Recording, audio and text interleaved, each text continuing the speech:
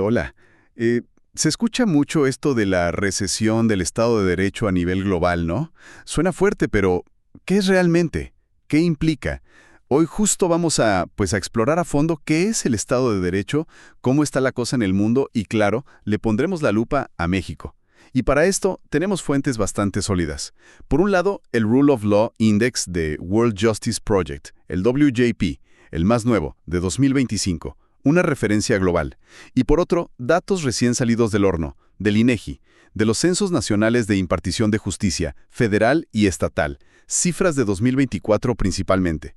La idea es entender bien qué es esto del Estado de Derecho, ver la foto global, dónde está México parado, y qué nos dicen los números, los datos duros, sobre cómo funciona nuestra justicia. Vamos a desmenuzar todo esto. Diente, muy reconocida. Lo que hacen es medir cómo la gente común y también los expertos viven y perciben el Estado de Derecho en muchísimos países. Su índice es clave para comparar. Ok. ¿Y qué miden exactamente? ¿Qué entienden ellos por Estado de Derecho? Bueno, lo basan en 4 principios universales. El primero, rendición de cuentas. O sea que todos, gobierno, empresas, personas, todos responden ante la ley. Nadie por encima. Ajá, que nadie se escape. Eso. El segundo, leyes justas. Las leyes tienen que ser claras, públicas, estables y aplicarse parejo. Y muy importante, que protejan derechos humanos básicos y también la propiedad. Entendido. Claras y parejas para todos. Tercero, gobierno abierto.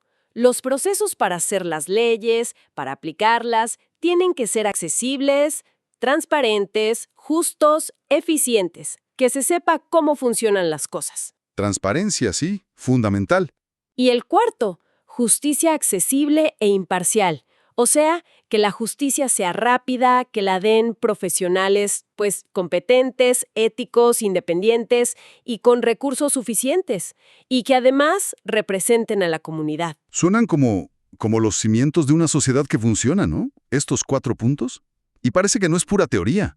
El WJP muestra que donde hay un Estado de Derecho más fuerte, usualmente hay, más lana, ¿no? Un PIB per cápita más alto. Sí, y no solo eso. También más paz social, según otros índices, más educación, la gente estudia más años y hasta viven más. Parece que sí hay beneficios muy concretos. Pero bueno, a ver, ¿cómo le hacen para medir algo que suena tan complejo? La metodología es bastante robusta, pero en resumen, se basa muchísimo en encuestas. Hablamos de más de 215,000 entrevistas a gente común y como 4,100 cuestionarios a abogados y expertos. ¡Wow! Muchísima gente. Muchísima. Y toda esa información la procesan, la codifican y la agrupan en 8 factores principales. Estos factores cubren, por ejemplo, si se le ponen límites al poder del gobierno, si hay corrupción, si el gobierno es abierto, si se respetan los derechos básicos, orden y seguridad, cómo se aplica la ley y cómo van la justicia civil y la penal. Ok. Y todo eso pasa por filtros estadísticos, validaciones, incluso lo revisa gente de fuera, como un centro de investigación de la Comisión Europea, para asegurar que sea sólido. Entendido. Ahora sí, vamos a los resultados globales de 2025. Y aquí es donde la cosa se pone seria, ¿verdad? Porque esa recesión que decíamos al principio no solo sigue, sino que va más rápido.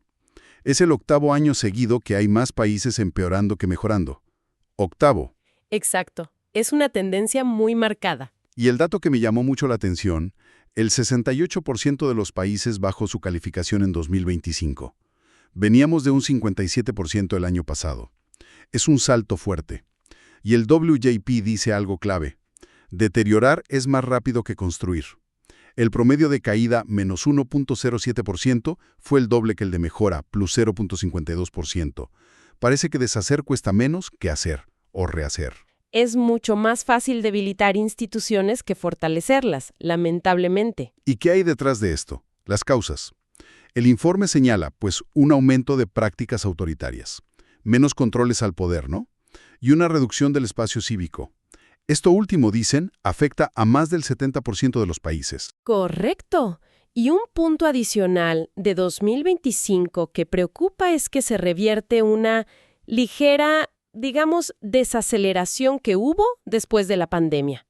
La caída nunca paró, pero parecía que iba un poco más lento. Llegamos a tener un pico de 74% de países bajando durante la pandemia, luego bajó a 57%, pero ahora, ¡pum!, repunta a 68%. Se está perdiendo terreno otra vez. Uf, mal dato ese repunte. ¿Y qué factores son los que más están jalando hacia abajo ahora? Pues mira, los que más pesan en este último declive global son, primero, los límites al poder gubernamental. Ahí, el 63% de los países empeoró, especialmente los controles del Congreso y del Poder Judicial. O sea, menos contrapesos. Exacto. Segundo, el gobierno abierto. Un 61% retrocedió. Menos participación de la gente, menos acceso a información.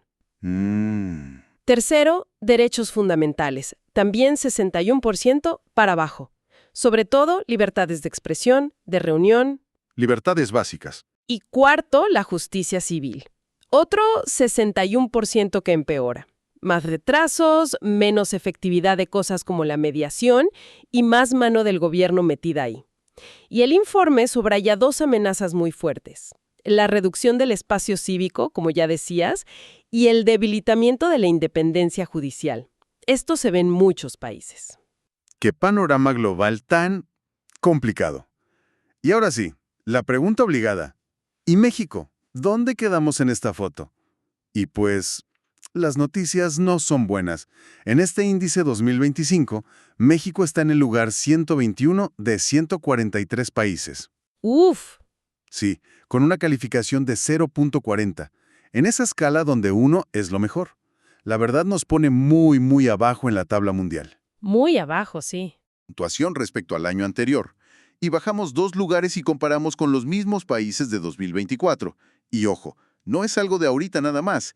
Si vemos para atrás, en 2015 estábamos en el lugar 69, con 0.48. Ha sido una caída constante hasta este 0.40 y el lugar 121. Y si lo vemos en la región, en América Latina y el Caribe, el promedio es de 0.51. El 0.40 de México está, pues, bastante por debajo de la media. O sea, incluso comparados con nuestros vecinos, estamos bajos. Sí. Y mientras México tiene una de las caídas más fuertes de la región, con ese menos 2.8%, fíjate que hay otros países, como República Dominicana, que tuvieron el mayor avance, plus 2.1%. Esto muestra que, aunque la región entera tiene sus broncas, la trayectoria de México sí es particularmente negativa ahora mismo. Bueno, pues esa es la foto del WJP, globalmente preocupante. Y para México, delicada, por decirlo menos. Ahora, si te parece, cambiemos un poco el lente. Vamos a meternos a las tripas del sistema de justicia mexicano, pero ya con los datos operativos, los números duros del INEGI. Me parece perfecto. Usaremos los Censos Nacionales de Impartición de Justicia Federal y Estatal, los CNI-JFE, a ver qué nos dicen desde adentro. Exacto. Y estos censos del INEGI son súper completos, la verdad. Cubren todo. Lo federal, la Corte, el Tribunal Electoral, el Consejo de la Judicatura, Defensoría, y lo estatal, los 32 poderes judiciales locales. Recopilan de todo. Cómo están estructurados, cuánta gente trabaja ahí, cuánto presupuesto tienen, cuántos casos entran, cuántos salen, de qué tipo son. Civil, familiar, penal, mercantil, sentencias. Vaya, es una radiografía operativa. Nos basaremos sobre todo en datos de 2024. A ver, empecemos por el tamaño. ¿Qué tan grande es este aparato de justicia? Porque suena enorme. Y lo es. Hablamos de miles de órganos judiciales. Mira, nomás el Consejo de la Judicatura Federal reportó casi 940 órganos jurisdiccionales en 2024. Casi 1000 solo del CJF. Sí. Y si le sumas los estatales, los poderes judiciales estatales son casi 3,900. Obviamente, el Estado de México y la Ciudad de México tienen muchísimos. Vaya estructura.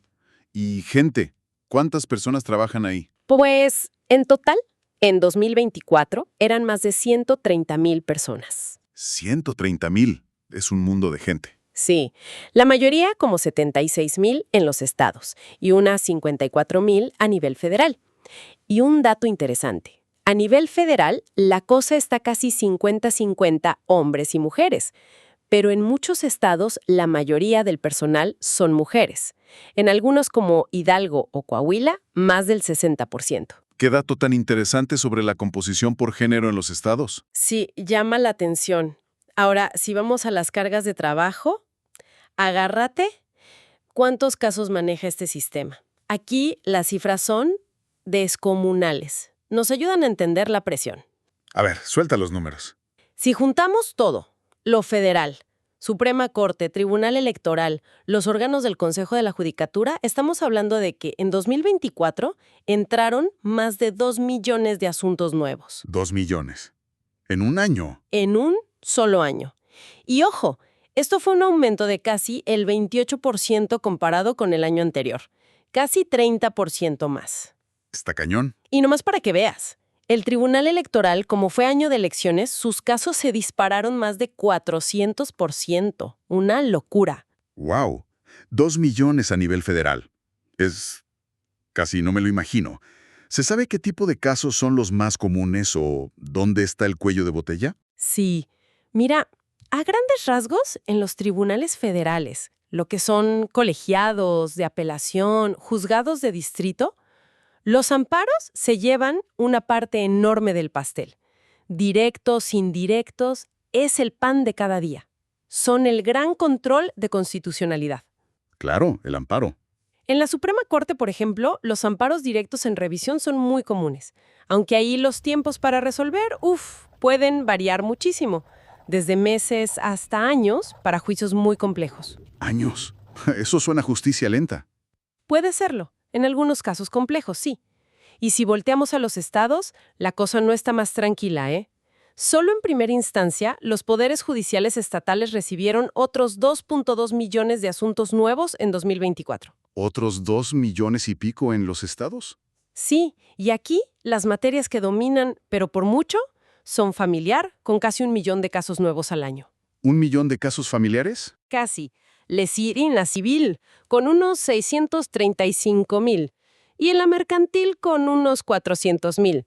Penal también suma 250,000 de casos nuevos. Y un detalle, según los datos más recientes que tenemos, de 2023, buena parte de estos juicios estatales todavía se hacían a la antigüita, digamos, en sistemas escritos o mixtos, aunque la oralidad ya va avanzando. Entonces, sumando federal y estatal, estamos hablando de más de 4 millones de casos nuevos al año. ¡Qué barbaridad! Y esto nos deja quizás con una pregunta para reflexionar, para quienes nos escuchan.